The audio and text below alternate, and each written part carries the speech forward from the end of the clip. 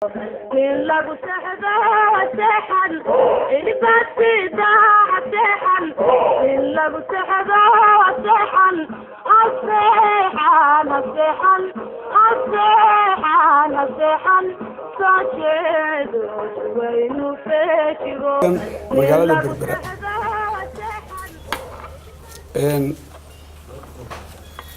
ilaahay horta dalka wixii yimaadee binaadmi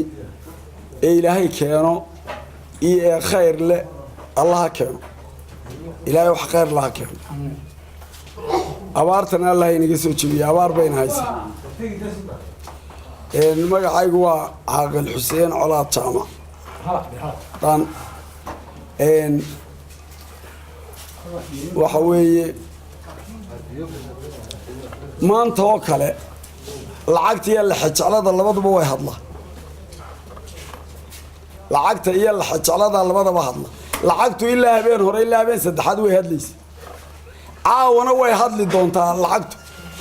laakiin halkan waxa fadhiya ragii la xajaclada dalka lahaa ayaa fadhiya halkan la xajacladu yeeli maysa waxa ragga la xajaclada dalka leh ma yeelaysa waxa Berbera kuwa jooga male kuwa gabiile jooga male kuwa burca jooga male malaha haday leeyihiin iyaga dalka manaafacaadkiisa haystee way ku camdiilaan adar way ku camdiilaan nin dhargay talaha weydiin baa leeyahay raga hadlaya waa nooca dawladuna iyada bartay inay xilal ku bixisay iyo lacag hanjabaada iyada bartay waxaanu leenahay 7 sanadood baa dalka lagu jira Somaliland dadka ku nool ee beelaheedina way yaqaanaan waa xaqiiq way yaqaanaan cidina ma libaaxiyeen in dharaartii cadawga haystay nin xagga dambe burcad kula dhacay oo xagga hore caana kula dhacay oo 100 qof hadii 100 kuba u shaqeynayaan baa iswaalaya war iska daadin baan leenahay adeer iska daadin cidina dagaalami mayso cidina hor joogsan mayso cidina canduuf ku tufi mayso waxaan leeyahay nin walba hadalka dawladdu ay kugu taqaano eed wax kaga hesho waa taqaana waa tiri kuwaan oranayna caawadha dawladda waxaan leenahay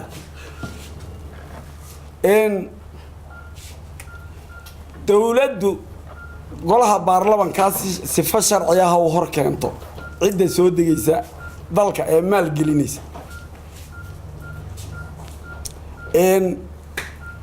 waxaanan aad uga xumahay nin reer Somaliland oo u dhashay oo jooga oo ku nool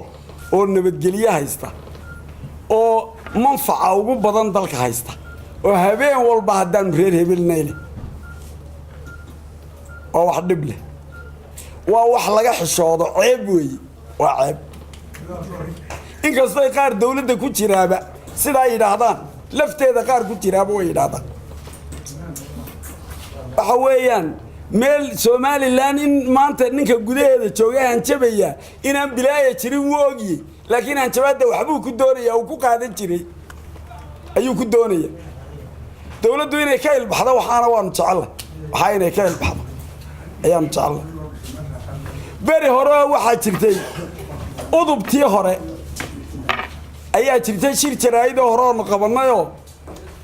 maalintaana waxa la yiri waa la duminayaa Hargeysa kulmiyuu ahaa intuu mucaaradka ahaa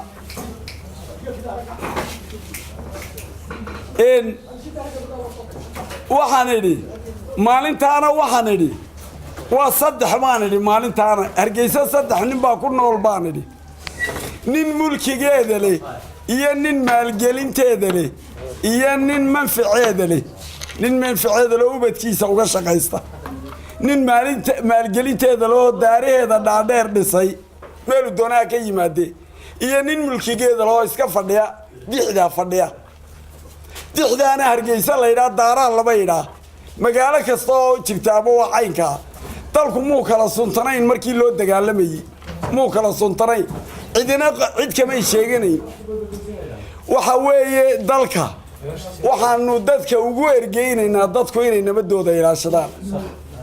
oo dalka ay ninkii lexjeclo ka qabaa isagoon buuqin inuu labada gole iyo fulintaba u yimaado yidhaahdo waxaasaa sidaasa markay dawladdu waxun oo lagala talinayo ay qaadan weydo markay qaadan weydo waa lala arki doonaa dawladda waxaanu leenahay ha la soo mariyo sifo sharciya ha loo soo mariyo sharciga ha la hor keeno golayaasha ha la hor keeno golayaashana waxaanu leenahay wax dalka xumaynaya oo xumaanu keenaya dawladdu hadday idiin keento oo laydinku muquuniyo idinkaan dee dad ahayn ha laydin mariyo dee idinka annaga idinkaa noo fadhiya dee labada gole waxaan leeyahay haddaa idinku lexjeclada ka doorataan in dunta laydiin miiqo dee ha laydiin miiqo waxaan ku soo dhowaanayaan hadalkayga ku soo gebagabaynaya waxaan aad ula hadlayaa ninka wasiirka waxbarashada la hadlaya waxaan leeyahay magaalada Hargeysa iskuuladeeda wasiirka waxbarashada inaad amar siisood ilaaliso wixii shoobaree macallimiinta iyo iskuulada ku kacaya ardayda taa inaad barasharka saarto ood ilaaliso iskuulada la ilaaliyo Soomaaliland oo dhan baan ugu baaqaya in ardayda la ilaaliyo siiba Hargeysana waan ugu baaqaya Assalaamu alaykum warahmatullaahi wabarakaatuh anigu waxaan ahay oday Cabdi Xaashi Maxninka la yiraahdo halkan ragga isugu yimi waa raggii cuqaasha iyo waxgaradka ahaa ee ka soo jeeday beesha cidna wax laga qarin maayo waaxid Axmed Dhagax laga xukumo odayaashaasanu nahay waxaanu diidanahay xukuumaddu wixii ay tiri waanu samaynaynaa shicibka ka soo horjeedaanu diidanay waxay xukuumaddaasi qabanayso ninka shicibee ka soo horjeedaba waanu diidanahay waxaanu leenahay dadkaasow waxaa la yidhi nin baa nin geel u dirtay wuxuu yidhi geelaa raaco hal qudha naaskeeda ha qabanin wuxuu yidhi geela raac oo haddana ha iga farasaarin waa waxaan la arag maanta ka hore waar xukuumaddaynu dirannay yay saldhig bixinin yay bini aadmin la hadlin ma qabata iyada waxaynaga soconayana maaha xukuumadda marka la eego horta waxay qabatay annagu waanu ku taageersanay markaanu odayaashaa nahay cidda ka soo horjeedana waanu diidanay kamana yeelayno ninka nabadgelyo daraan wada ee colaad doonaya wuu heli doonaa wuxuu taraa la arki ninka nabadgelyadu la xumaato waxa kaaga wanaagsan waa colaade ku dhaqaaqi maka bal ninka u daraata hal eege waxaanu leenahay waar haynaga carqaladaynina baarlamaan iyo xukuumad iyo wasiir iyo madaxweyne aynu doorano inu farteenna ku keenay ayaynu howlaha u xil saarnay waar wixii ka soo fula inagoon TV ka hadlin waxa la qoonsado miiska ha loogu tago ha la yiraahdo waxaasi dee ma soconayaan waa yar qalad laakiin TV laysa soo taago oo kolba odayaal koofiyad baclayaal ka qabqableeyaan oo yiraahdaan nabadgelyada barita dumaysa raalli kama nihin kamana yeelayno dawladana waanu ku taageersanahay assalaamu alaykum warahmatullaahi wabarakaatuh bismillaahir rahmaanir rahiim wasalaatu wasalaamu ala rasuulillaahi sallallahu alayhi wasallam abarta Allah inaga soo jibiyay marka hore intaas waa duco tadaneed hadaan u gudbo horta waxaan ahay Chief Caaqil Xasan Axmed Qaalib uqaasha meesha iskugu timid ee ka soo jeeda gobolada Hargeysa Balligubadle Togdheer iyo degmooyin kale haddaan intaa ka gudbo qodobkan saldhiga militariga ee maalgashi horta arrintu waa maalgashi carabta maanta aynu leenahay wadanka maalgashatana maalintii aanay yaba maalgashi samayn dee saxaraheed waxa markaa arrintu murankan keenay ee ay taagan tahay anigu waxaan qabaa aragti ahaan dee meel laga murmaba ma taagna golaha fulintu haddii ay soo jeediyeen dalkii maalgashi baan u sameynaa qaar horena dhaceen horta waa ku taageersanahay marka labaadna waxaan leenahay dee process baa u socdo golaha sharci dejinta ay marin doonaan oo haddii wax qaladi ku jiraan waa la qaban haddii kalena saasaa lagu ansixine arrinku meel rahmo boodaabay taagan tahay horta meel fogba ma marayso ka madax dhaqameed ahaan ka cuqaal ahaan ka beel ahaan intaba waxaan ku taageersanahay xukuumadda kuna garab taagannahay maalgashiga gaar ahaan shidaalka iyo saldhigga berbere laga siiyey imaaraadka waanaanu soo dhaweynaynaa xukuumadduna wax weyn bay qabatay waxay u dhimanina intaa iyo wixii la mida bay ka mid yihiin waxaan leenahay ha la soo dhaweeyo niyad samad ha lagu eego dhammaystirkeedana war waddankaa faqriga kaga bixiyo isbeddel baa iman doonee aan ka warsugnaa un leenahay xagga qolyaha hanjabayay waxba hanjabi mayno dee aragtidoodun bay hadleen beeshu waa beeshii ugu horreysay ee Somaliland samaysay hubka dhigista Allah u naxariistay suldaankii guud ee beesha Suldaan Maxamed Suldaan Faarax ayaa hubka dhigistii ugu horreeyay sameeyay berberana maalintii halgankan lagama badsaninoo kaalinta koowaad baanu ka galnay maantana waxaanu leenahay sidii un baanu dalka u ilaalinaynaa reer berbere idinkama noogama leex jecel badnidine war wadanku inaga dhaxeeya aan wada maal gashano il leex jecel aan ku eegno waanu dawladdu hadda waanu ku garab taaganahay waanu soo dhaweynaa heshiiska yaan laga degdegin baanu leenahay assalaamu calaykum waraxmatullaahi wabarakaatuh ويا الشيف عاقل محمد واسماعيل وعيس waxaan ahay cuqaashan direer hargeysa ana qaybtan Axmed Dagax sida uu shirku yahay waxaan ka hadlaynaa hadii Ilaahay beedkeeda leeyahay waxa laga hadlay wadankan dib marka laga hadlayo dib waa la soo maray anu maanta maan moodayn dib kale dad u buuyi karaa maanta joogaan tan sababta dagaal baa la soo maray hadii Ilaahay beedkeeda leeyahay maalintii uu dagaalku socday berbere iyo meel kale toona cidmay sheeganay واتيني تجل واي تا مانتنا وينو لذنو وحي لو صوت دغالمي مريهدي والله هيا ميل بريق با لغا قوديا ميل walba hadii Ilaahay beedankeeda dhakhtar baa meel walba iskuul baa meel walba hadii Ilaahay nimca joogta abaartan Ilaahay xaqiisa deenaga haysata mooyaan wala meel walba nabadgelya joogta qofka bukooda markii dhakhtar baa lagu cararaya caruurta mid walba iskuul baa agtooda laga sameeyay miyiga iyo magaalada ninka waxaana sameeyay waxa weeye xukuumadda Somaliland ninka markaa hadii Ilaahay beedankeeda leeyahay maanta le qolaan ka talinayna horta waxa weeye nibaan habeenaba jirin heerina maayo wuxuu doonaya dalka xukuumad baa haysata ciday amba hageynayso hadii Ilaahay beedankeeda leeyahay xadka Somaliland wixii gudihiisa iyada ka mas'uula halkay cidda jinaysay danu moodo iyada dajinaysa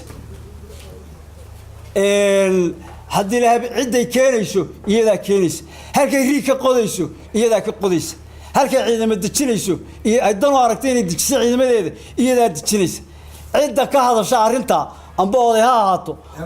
amba magarata ha ahaato waa niman qaldan moosina Allahayna galay waanaanu ka soo horjeedna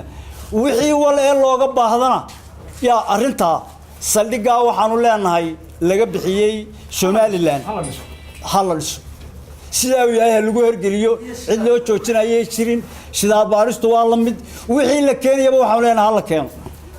cidda wax wada ee xukuumad bayna taas wax ka qaban doonto xukuumad baynu leenahay xukuumaddu waxa loo baahan yahay xukuumaddu ma aha uun dadka inay wada Ilaahay beedankeena walba loo tixgeliyo reer hebel loo tixgeliyo qof loo tixgeliyo ma aha waxa weeye ninka gardaran la qabto hadii Ilaahay beedankeena waxaan kaga baxayaa waa la hirgelinayaa waanu soconayaa ninkii ka hadlay oo waad ka hadasho waana ka baxay محمد صلى على رسول magacaygu waa Caaqil Dayib Cabdi Barre marka aan ka gudbo waxa halkan maanta dadweynahan isugu yimaadeen arrimahan dekada Berbera ee ay dawladdu siisay imaaraadka waxay la tahay xalay iyo habeen hore yaga saddexaadkii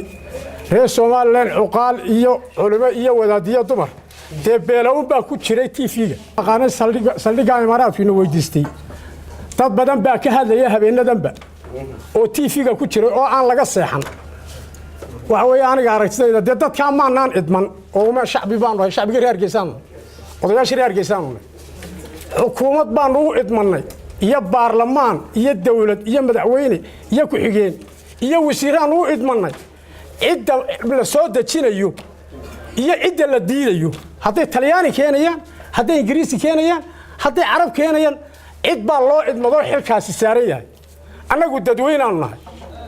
dadweynuhuna dee cid buu idmadaa ciddii aanu idmaday baanu wixii khalada dee kala hadli karaa laakiin annagu ma faragelin karo haddaanu nahay shacbi oo laabta ma garaaci karo ma odhan karo lama soo dejinayo dee dowlad ma nin annagu ciddii loo diray baa xilkaasi saaran yahay hadday imaaraad keenayaan iyo haddaanay keeninba waanaanu ku taageerayna waayo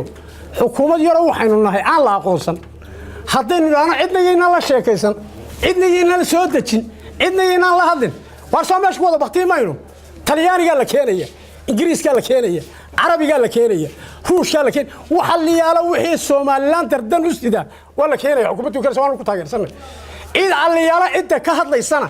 waanu ka soo horjeednaa hadday gacanta yalo diyaar baanu nahay hadday aftahayna diyaar baanu nahay shacabka reer Hargeysa waanu nahay xukuumaddaanu ku taageersannahay waanu ka soo horjeednaa waxa liyaala wixii xumaanta sameynaya waayo cid baanu u idmanay oo madaxweyne leeyahay dalku madaxweyne leeyahay madaxweyne ku-xigeen buu leeyahay guurti buu leeyahay baarlamaan buu leeyahay waarina caruurta yar yar iyo dumarka la soo kaxaynaya walba website-ka ka hadlaya TV-ga ka hadlaya dee ma xukuumad shacbi baanu nahay cid aliyaala cidda nabadgelyada ra samaynaysa ee abaabulaysa haddii rabbi ku rooyahay mudaharaad dee xukuumaddan u xil saaranaan u diraan loo qabqabta xidha qabqabta annagu lama soconne warda xidha way ga dhantay aniga in lagu saxdo saxan ilbaasida saxan in lagu saxdo saxan